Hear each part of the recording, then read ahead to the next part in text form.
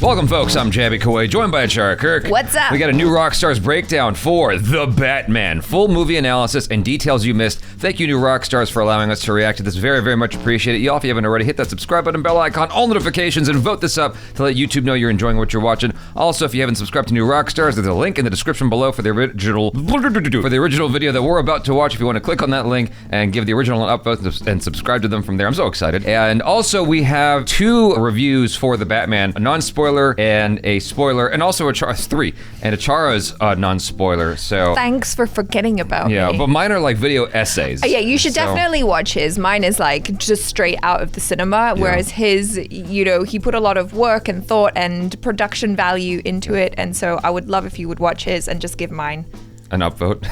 Yeah, why not? Pretend you watched it. Just click on it and then upvote it and move on with your day. Welcome back to New Rockstars. I'm Erik Voss, and this is a breakdown of The Batman, Matt Reeves' detective noir take on the Caped Crusader, also known as the world's greatest detective, in this case played by Robert Pattinson. Not always the world's greatest detective in the story, but hey, it's only his 2nd year into it, and the movie is all the better for it. This is one of my favorite cinematic depictions of Gotham and its broken toys. I agree. There's so much to appreciate about this film. The clues Reeves hid throughout this film to set up the mystery. Oh my God. Subtle details in the camera. There was a comment I saw about how this borrows a lot from the Gotham TV show. Kind of movie to break and down. we should watch the I'm gonna Gotham do it TV show. Scene by scene. Spoilers I ahead. never got into that show. I'm open to watching it. They were asking if we could do like a watch along to it. And I'm like, oh, okay. I think I've only watched like 1 episode of it. So the film opens with the abrupt title text of The Batman filling the screen. Actually, the way the 2019 Joker opening title text filled that screen. But here, it's kind of like one of Bruce's red-tinted snapshots taken from his eye lenses, filling all of his vision. This film constantly shows extreme close-ups of eyes and fingers, objects so close we can't really distinguish them, as well as the point of view shots from those peepers, a reflection of this film's shifting points of view that keep us guessing who the real villains of the story are. The opening shot is actually one of these POVs from under the mask of the Riddler, his breath sucking through his military cold weather mask as he peers through binoculars, a recurring voyeurism as we later see Batman doing the same thing to Selena Kyle. That's true. This opening shot is reminiscent of John Carpenter's opening point of view shots in the movie Halloween. A silent boy killer heard only by his heavy breathing. Yeah, I was saying that the Batman definitely has horror elements. Passes a cop guard sitting at the gate. Didn't you see Seinfeld? You never give them a chair to sit in. There's lots of holes in the security. But then he lands on the boy dressed as a ninja inside, pretend killing his father before heading out to trick or treat. We've been primed by so many Batman films to expect the first kid we see to be a young Bruce Wayne. That's what I Especially thought. since Christopher Nolan's Batman Begins explored Bruce's backstory as a ninja. But this flips the script on us, revealing it to be the son of the corrupt mayor, Don Mitchell Jr. Yet still, this is a grieving boy that Batman will later feel a connection with. Now, the music over all this is Schubert's Ave Maria, sung by a boy falsetto, a recurring track setting up the Riddler's history as a choir boy orphan framed in a press photo with the Wayne family. Ave Maria is a common funeral hymn. It actually plays later at the mayor's funeral, and then again back at the orphanage. And if you listen closely throughout this film, the composer, Michael Giacchino, uses a minor key rendition of Ave Maria as the Riddler's theme music. Now,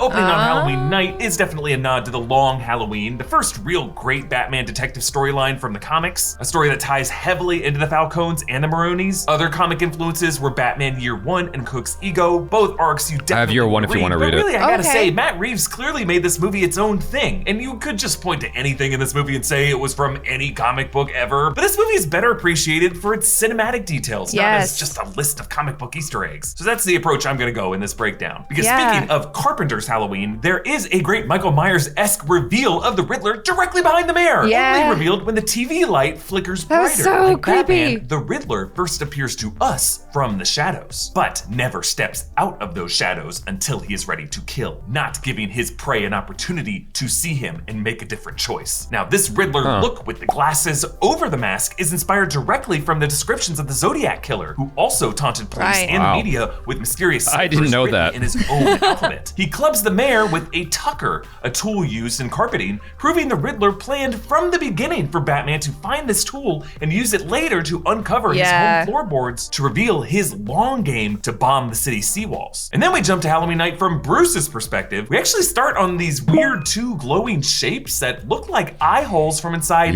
his Batman cowl. But these extreme close-ups are actually part of the bat signal igniting, steaming in the rain. Yeah, I was a little thrown by that. I was like, what What are we looking at? Clean stencil that we have seen before, but a chunk of metal jammed into the shutters of a standard searchlight, just showing how Batman and Gordon are really in the early days of their partnership. Also reflected on the location of this bat signal in this unfinished construction site. Then we see Gotham's Times Square region with a Gotham Empire building, a Holiday Inn Gotham, a Bank of Gotham, the Gotham Tribune, and then this screen PSA warning addiction to drops on the rise. Drops being the name of a new eye drop drug of this world. The guy who robs the store is actually wearing a green drop mask. He's a literal drop that's what head. it was. And this store is called Good Times Grocery, which is an Easter egg to the Robert Pattinson crime movie Good Time, which Matt Reeves said that he watched while writing the script for this movie that made him want to cast Robert Pattinson. And you'll notice it's almost always raining in Gotham, a detail lifted directly from the movie Seven, in which David Fincher made sure it was raining in every exterior shot in the city to show the oppressive nature of urban life. Bruce describes how the Gothamites ignore the rain, all of this rain setting up the city's eventual flooding in the third act. The more water, the more the criminals are able to overtake the city. Batman stalks this group of thugs wearing white face paint, though you'll notice their initiate, played by Jay Lacerda, who actually plays Tim Drake on Titans, he only has half of his face painted since he has not yet earned his full spot in the gang. Now, after we saw two fake outs where like criminals looked into the shadows, halfway point emotionally, that Batman would step out of them, finally he does here on the train platform. Giacchino's score evokes John Williams' Imperial March for Darth Vader. Yeah, it does. Oh! You didn't. I didn't pick up on that. What?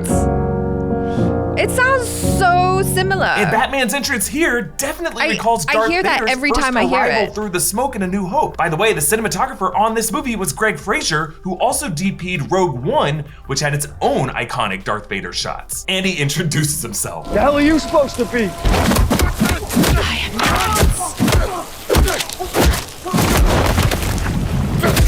I feel like I've seen this shot like 30 times. Now, this is a year 2 Batman, still getting his name out there. And he's actually called Vengeance more often than he's called Batman in That's this movie. true. Also, I am Vengeance is part of his famous 3-line phrase from the Nothing to Fear episode of Batman the Animated Series. I am vengeance. Oh! I am the night. I am Batman. Batman tases the last guy on the throat, showing that Batman's armor itself must be electro-proof, setting up how he survives getting shocked by that generator in the flooded arena in the final act. Batman joins Lieutenant Jim Gordon at the mayor's crime scene, showing off some impressive detective skills, deducing the thumb was severed when the mayor was still alive, and noticing a bloody mark on the floor from where the murder weapon bounced over there. That even the photographer was like, oh, what's he looking at? Oh, damn, I should snap a shot of this. Now, in a way, he does live up to his title of the world's greatest detective, but I would argue in this film, he's actually not yet that much of a detective. He makes some crucial errors, but it makes for a much better story, especially for someone at the beginning of his career in vigilantism. On the walls are newspapers celebrating the mayor's Maroni drug bust, referring to the gang of Sal Maroni, rivals to the Falcone. He was able to figure out riddles pretty effectively, a total sham. Newspapers also include a subtler headline about not all of the riddles, but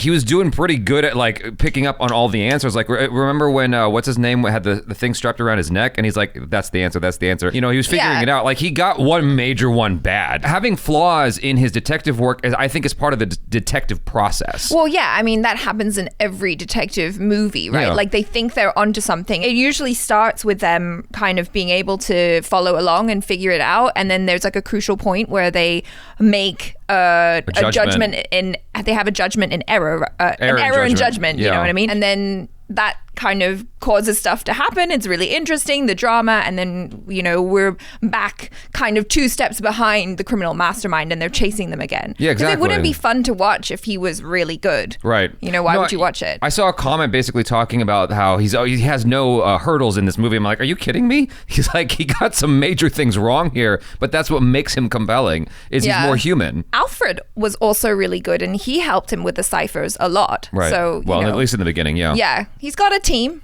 of one. About the city's seawall construction problems, teasing the Riddler's final plan to target those seawalls. And then this clue. From your secret friend, who, having a clue. Let's play a game. Just me and you. Chopping up. This card with the skeleton saying "from your secret friend" was modeled directly on the real-life card sent by the Zodiac to San Francisco Chronicle reporter Paul Avery that had a skeleton saying "from your secret." Oh my pal. God. The riddle is, what does a liar do when he's dead? Answer, he lies still, is decodable using the same double letter technique cited by Robert Graysmith in the Zodiac film. What's the most common double consonant in the English language? The double L. And what's the one word that we know that he'll use in here at least once?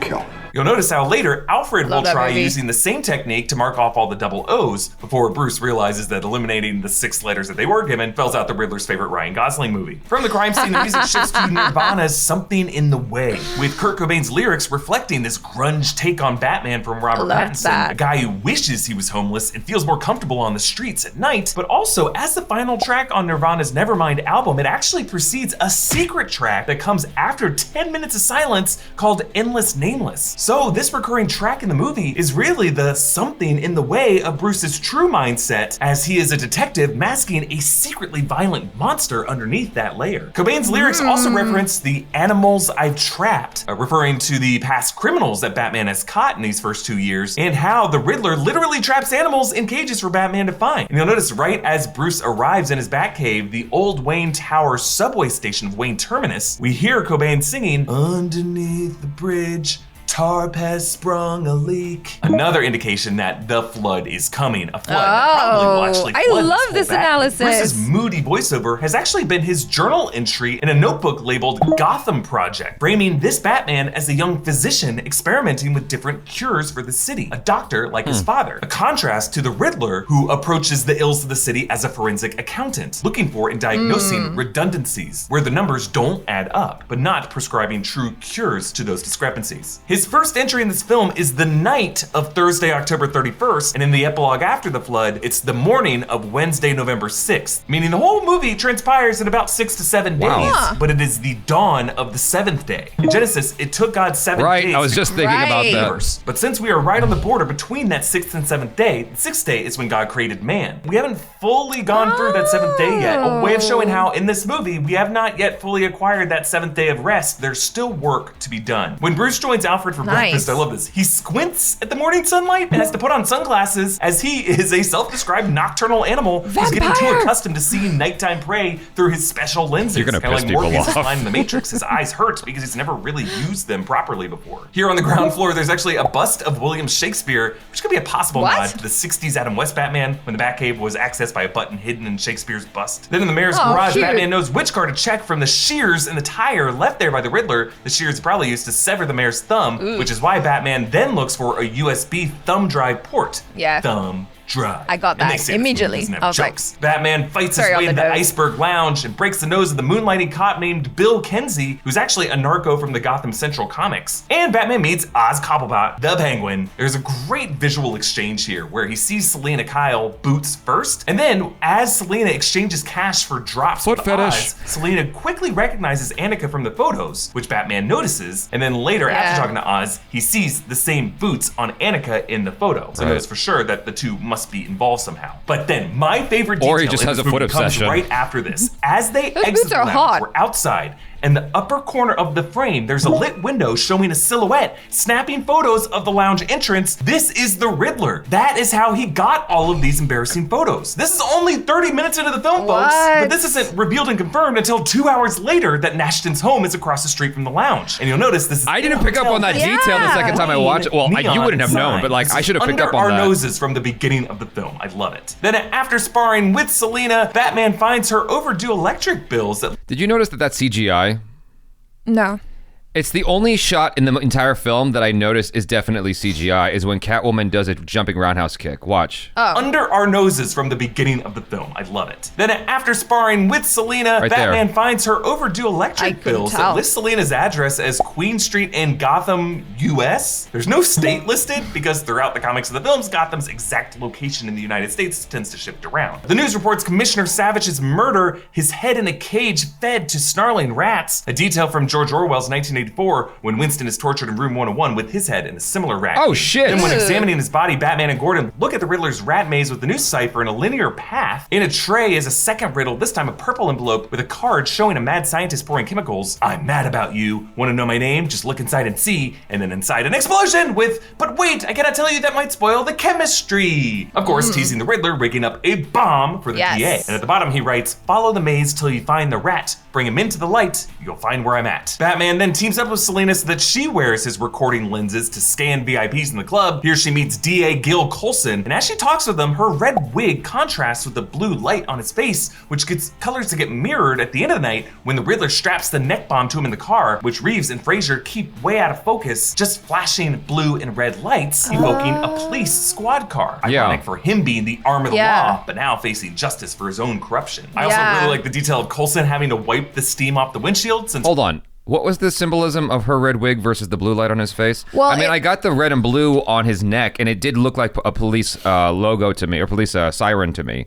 That's all I got from that. I gathered that it was more of like a motif, like the colors, they kept coming back, and so it was kind of setting up this, you know, red and blue. I love how when it's zoomed in real close and out of focus like that, it does make you think of the police car, and it just kind of reinforces this idea of these people are supposed to be the law. They're supposed to be upholding the law and protecting the citizens, and they're corrupt as hell. Nothing is what it really appears to be, and it's all just kind of deception and lies, and he's trying to uncover the truth and bring it to the light. Like, I love that. Riddler had been sitting in this parked car all night, steaming it up. And as the camera pulls back from this attack, it's all framed with a Gotham seawall in the foreground, the waves right up to the top. Super high tide from all this rain, marking this street corner as one of the targets of the Riddler's later detonations. Alfred has translated the maze cipher to, you are El Rata Alada, saying that the Spanish isn't perfect, since, as Oz later points out, Rata Alada is a Spanish feminine noun and adjective, meaning it should have the pronoun of la, not el. A clue, of course, setting up the wordplay of URL. Also, perhaps a nod to the spelling and grammatical mistakes throughout the Zodiac's letters and ciphers, which some code breakers believe may have actually been intentional. Probably not. Most of these criminals think they're smarter than they are. Alfred gives Bruce Thomas's Wayne family cufflinks a W with a curved line through it, which visually matches the designs that the Riddler used for many of his symbols. Hard lines with curved S shapes or question mark shapes snaking through them. At the mayor's funeral, Bruce gets met with paparazzi. Now later in the Riddler's home, there's a newspaper clipping wall of a past Bruce Wayne tabloid photo with a smiling face behind him that matches the smile of Barry Keoghan, who plays the Joker in an Arkham prison cell in one of the final scenes. Now, I didn't see Barry Keoghan in this mob, but I just love the idea that he might have stalked Bruce as one of these photographers in the past, similar to how John Doe in Seven cameoed in plain sight earlier in the film as a paparazzo. Inside, a young man tries to sneak past the barrier before getting caught, and Bruce chats with another angry father, glad that the mayor's dead. Both of these men are wearing dull green jackets. I think they were both among Riddler's followers. Actually, that angry dad is definitely the same guy who later gets unmasked on the catwalk and says he's vengeance. That's right. I didn't realize that was the same dude, because his face was all mangled from Batman beating him up. I couldn't connect the two, but like, I guess if you look at the actor names or whatever, then you'd know. I think I had a vague flash of like, is that the same guy? And then quickly moved on because there was so much happening. But that totally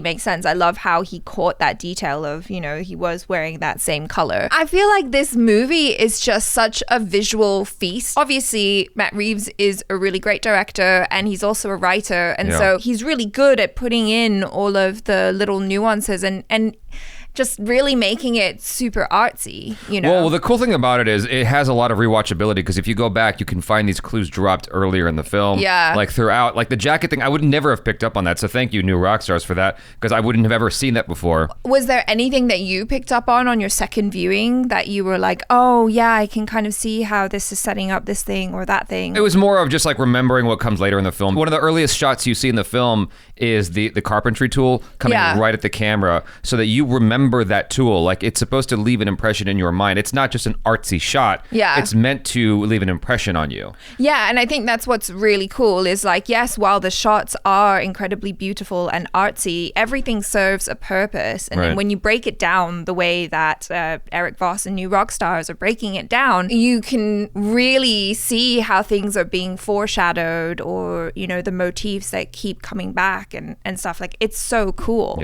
But this funeral gets interrupted.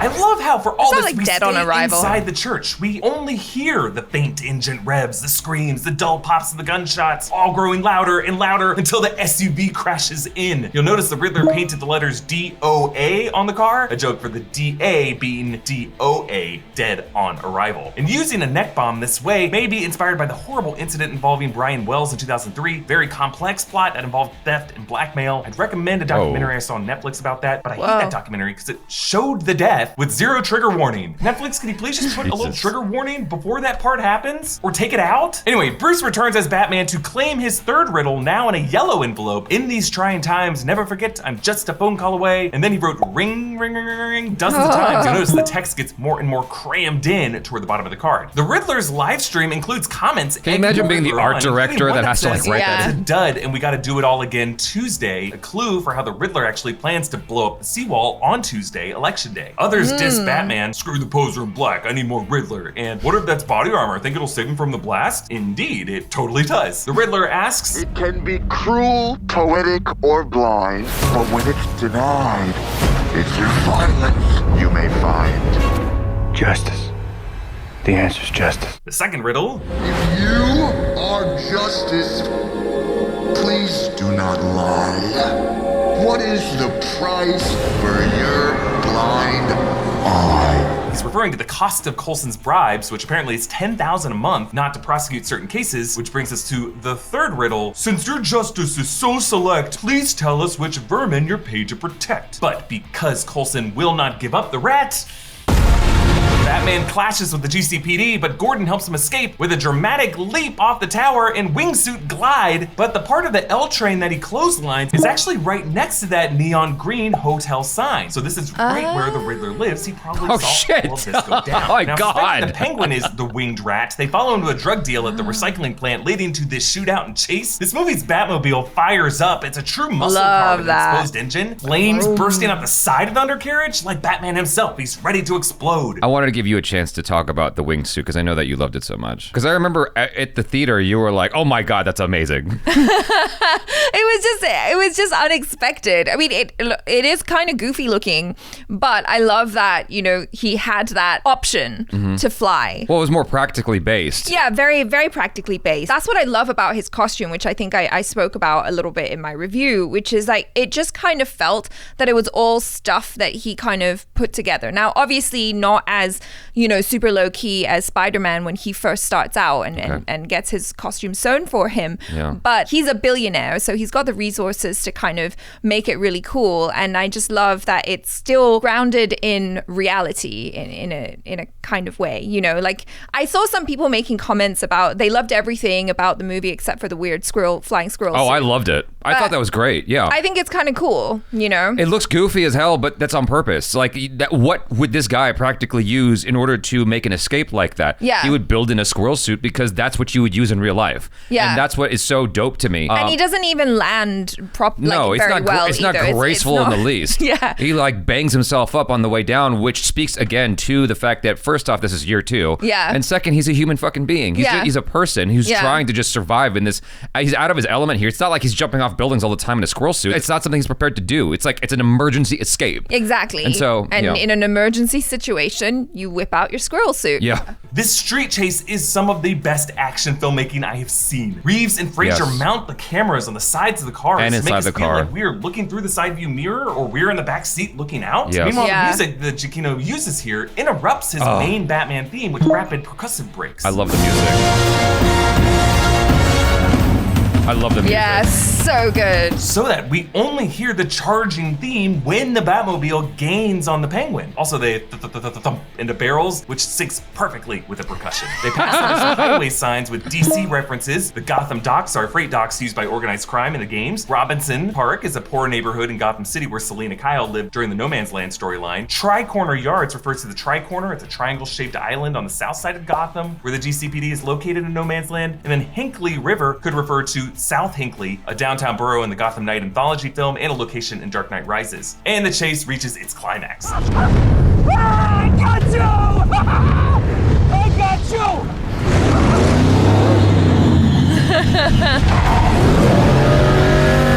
As As Batman approaches Oz, we see him framed upside down in Like the a bat. fire, upside Yeah. down, like a bat, Yeah. hanging from above. And I love this. After they interrogate the penguin, he waddles after them with his ankles I noticed that too. moving just I noticed he was looking like a penguin. The Riddler lures them back into the orphanage that Thomas Wayne donated to the city, but since his renewal fund was emptied, it fell to ruin. A projector shows Thomas's mayoral campaign announcement beside a group of choir boys, one of whom was Edward Nashton. And I like how when Bruce realizes he is the next target, the Riddler's previous two riddles come back to haunt him. The woman picking up the phone and the old man blowing up. Oh my Alfred God. opening up the explosive package and Dory answering the phone. I never noticed that. As Bruce tries to Shit. figure all of this out, laying out the evidence on the floor, Jesus. an overhead shot positions him at the center of all this evidence as his dual roles as both the Wayne heir and Batman make him really the center of the Riddler's plot, more center than even the Riddler realizes. Selena reveals Falcone is her father, as has been the case in the comics, and Bruce sees the Riddler's latest video detailing the histories of the Wayne and the Arkham families, how reporter Edward Elliot uncovered the secret of Martha's parents' murder-suicide, leading to her being in and out of Arkham for years. She was actually the heiress of the Arkham family. Riddler wrote over this the word Yeah, I mean, hush, referring to Thomas's hush payments I on love this that. story, but also a clear nod to the Batman Hush storyline, another great detective mystery that also features Batman and Catwoman romantically involved, while the Riddler orchestrates this plot from behind bars. That reporter's name, being Edward Elliot, could be a nod to the great-grandfather of Thomas Elliot, aka Hush, in that storyline. Thomas's shit. cease and desist comes from the law firm of Miller and Moore, an Easter egg to the comic writers Frank Miller and Alan Moore.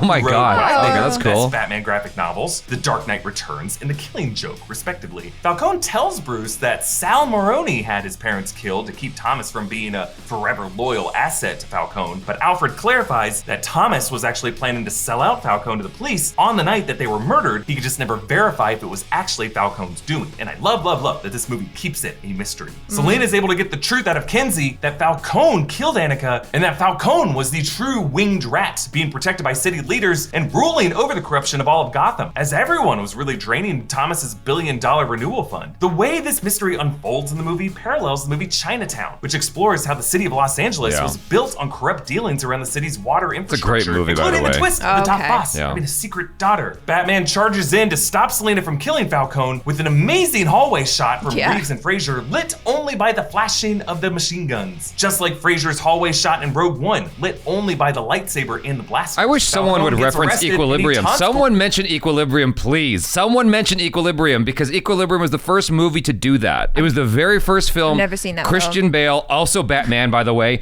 Christian Bale is firing off in this dark room, and all you see is the muzzle flash from the guns. And that is the only thing giving luminance at all to what's happening in the scene. It was the very first film to do that. It deserves the credit that I'm shouting it out for. So please, if you haven't seen Equilibrium, you should check it out. It stars Christian Bale. It's a great film. Came out at about the same time as The Matrix. Falcone gets arrested and he taunts Gordon saying, "What are you, with Zorro here?" Classically, it was outside a screening of a Zorro film where Bruce's parents were killed in the comics, which is one of his inspirations to don a black mask. But the Riddler shoots Falcone dead, and Batman notices this is under a flickering street lamp, bringing the rat into the light. Riddler surrenders calmly in a diner with imagery actually matching Edward Hopper's painting Nighthawks. But his surrender at the end of the film's second act, plus the police's discovery of his horror show apartment, is also directly from Fincher's Seven. Both criminals having thousands of pages of handwritten ramblings, and John Doe surrendering to police as part of his master plan, such as the Well, case that's of the right. Riddler, Yeah. I completely forgot about in that. his drink. The Riddler has two IDs, one for Edward Nashton, the other for Patrick Parker. Both are known aliases of Edward Nygma in the comics. The police are able to ID Nashton as a forensic accountant, thus how he knew which city leaders were profiting from the renewal fund and whether Coulson was telling the truth about his $10,000 bribes, and why here all of his journals are written on ledgers. You'll notice a Right. close-up of one of the pages shows entries from July reading, "I know what I must become," a line that he repeats then over and over and over below, like a student repeating a lesson as a punishment on a chalkboard. What he must become is a masked vigilante, something he learned from Batman, whom he viewed as a silent partner, someone he thought would be impressed with his work. Batman finds one more letter in a red envelope in a bat cage, a card with a proverbial monkey dancing for an organ grinder. This proves that the Riddler, at least at first, did not know Bruce Wayne and Batman were the same person. If his plan was to kill Bruce with the bomb that Alfred opened, and then for Batman to find the "See You in Hell" note, followed by this card, Riddler must have thought he could kill Bruce Wayne and then celebrate afterwards with Batman, a separate person. But the way the Riddler whispers his name here Right, it's misleading. does make it seem for a beat that the Riddler is saying it to Batman to taunt. Right. But then the scene backpedals when the Riddler comes back to it saying, Bruce Wayne. He's the only one we didn't get, which I think is a great twist, showing how the Riddler saw him and Batman working together to bring down the elites like Bruce Wayne. That was such a great move by Matt Reeves, because it's very misleading. Yeah. With the direction and Robert Pattinson's acting, it's one of my favorite moments in the film, because I'm like, oh my God. Because they set you up mentally, because at the Riddler's headquarters, right, and his apartment, you're seeing Bruce Wayne next to who is the Batman. I know who he is. And it's like all this information but jumbled together, and Batman's like looking around like, did the cops see this? Because I'm seeing this. Oh my God. You know what I'm saying? And it's like, it's all very subtle glances and whatnot. And then when Batman's in the room with him, Batman looks up, there's a security camera, and he's going, Bruce Wayne, over and over again, right when Batman walks in the room. And so Batman's like, Jesus Christ, man, stop announcing my freaking identity to everybody in his mind. Yeah. But then he goes, he's the only one we didn't catch. And Batman's like, you feel this sigh of relief, both from him and from the audience. There are some people who didn't catch that because it was so subtle. Honestly, I think I was one of those people. It wasn't really until he clarified this that I'm like,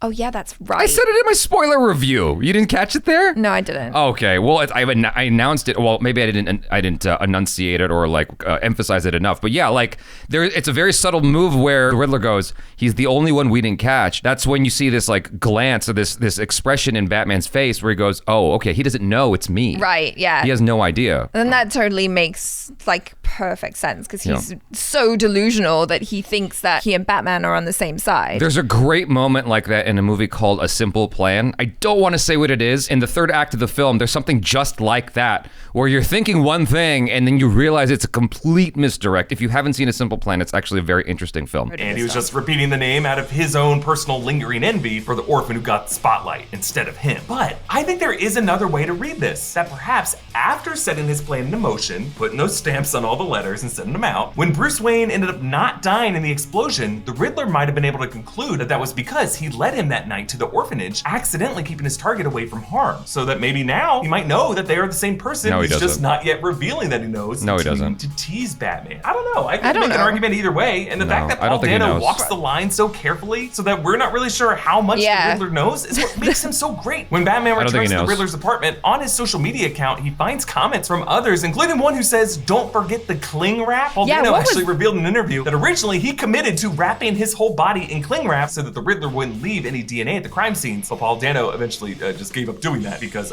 when you wrap your body in cling wrap, your skin cannot perspire. So the plan comes to fruition and the vans explode. The seawall caves, flooding the city, enacting an Old Testament disaster, a plague upon the city, wiping it clean. Oh, it is biblical, isn't it? Yeah. Everyone in the high ground at Bella Real's campaign rally in the arena where the Riddler's followers plan to open fire, but Batman drops in, takes them all down, fighting alongside Selena. At one point he injects himself with adrenaline. He goes full Ralphie Parker. You rotten over them nipple bang gunk stinking crisp. Did you hear what he said? But floodwater pours in and a loose electrical cable dangles over the water, so Batman swings over and, using the detachable chest emblem blade that we saw him use before, he cuts the cable, knowing that his shock absorbent armor will protect him. I mean, I love this reveal, as it confirms my theory from over 2 years ago when I demonstrated how that chest piece could actually be made into a blade by fully making one out of cardboard and then stabbing Philip with it. And then he leads the survivors to safety. He is transformed from a shadow to be feared to a beacon of hope. He knew that the electricity wouldn't kill him, but he didn't know he was going to survive that fall for sure. I still got the sense that he was sacrificing himself. Yeah. Because as an audience member, I wasn't sure if he was going to survive either. And I felt that from him. The fact that you thought that is actually really cool, because you're not the only one who felt that maybe Batman might die in this movie. There was a few people that I saw in the comments where they're like, is Batman going to die in this movie? That was actually a genuine feeling. I didn't have that suspicion, but I wish I did. I am kind of jealous of people who did feel that, because then that's ultra suspense, you know? Well, I think the thing is, when I was watching this film, I was just so wrapped up in the present moment. I wasn't thinking about, oh, this is a franchise, Batman can't die, we need more Batman films and all of that stuff, which is the logic. Yeah. I was just so caught up in the moment and the emotion being conveyed to me through the screen that I was just like, oh my God, this is really dangerous. This might be it. And I was just right there in the present moment with him when he was making that choice, which, I mean, I guess that's That's what you want. That's good filmmaking. Yeah. And for the first time in this movie, as he looks into the daylight, he does not squint. Meanwhile, his voiceover describes how the flooded city is now at risk for a new criminal takeover as we see the Penguin gaze out at its new empire. A flooded city, perfect for a penguin, a flightless bird, but an excellent swimmer. Back in Arkham, Barry Keoghan cameos as the unscreen Arkham prisoner in the cell beside Riddler, saying, "One day you're up, the next you're a clown," laughing maniacally while teasing a wide grin and a bit of a disfigured face. Yes, the Joker, which was further confirmed by this movie's post-credit clue, directing us back to RataAlada.com, where a new cipher revealed the symbol for the letter Z, leaving the only letter left in the Riddler's alphabet, still a mystery, the letter J. Well, Mr. J, his new best friend. Actually, since then, a new cipher dropped on the site, translating to, "You think I'm finished, but perhaps you don't know the full truth. Every ending is a new beginning, something is coming." Still, in all those letters, no J. Matt Reeves actually confirmed in an interview that there is a deleted scene in which Batman, after seeing the Riddler's clues pointing to him in particular, did actually meet with the Joker face-to-face in Arkham to consult with him. I guess kind of like Clarice Starling consulting with Hannibal Lecter, and he indicated that it might show up on the Blu-ray release. In the final scene, Selena says she is planning on moving to Bloodhaven, a neighboring city in the comics known as the base of operations of Nightwing, but Batman does not follow her, and she says, "Who am I kidding? You're already spoken for." Now yes, this is something Alfred says in the Year Zero comics, but as Selena says it, her eyes dart to the left, her eye line is connecting with the bat signal in the sky. That was the first image we saw associated with Batman in the very opening minutes of the movie. Wow. Technically, it's her right, but yeah. It's the left camera left, her right. But the scene with the Joker that they cut out, I kind of wish they had that in there, because then it would have alleviated this feeling that the scene with the Joker was a setup for a sequel.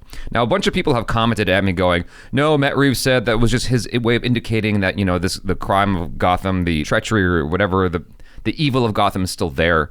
That was more the point of that scene, not setting up for Batman 2. But I'm like, they're already in talks for a sequel to this movie. Right. So it really feels like it was a setup for a sequel, and that annoyed me. If you're gonna cut out the other Joker scene, then cut out this one too. We don't need either of them if you're gonna cut out one of them. Well, I guess it is kind of like a comic book superhero movie trope to have that continuation in the end credit scenes or right at the end. So I get it. Obviously, you're like, oh, I think that's the Joker, but it was kind of ambiguous enough without seeing his face and all. Like, I thought that was cool that we don't actually see his face, although we know who he is from the behavior, from the way he talks, the iconic laughter, all of that. That was my biggest gripe with the movie. An otherwise perfect film is tainted by that stupid scene. I would have been fine with that scene if they had the other Joker scene. That's the weird thing. If you have both of them in there, then he's a character that's sort of part of Gotham, as opposed to, hey, look, we're making another one.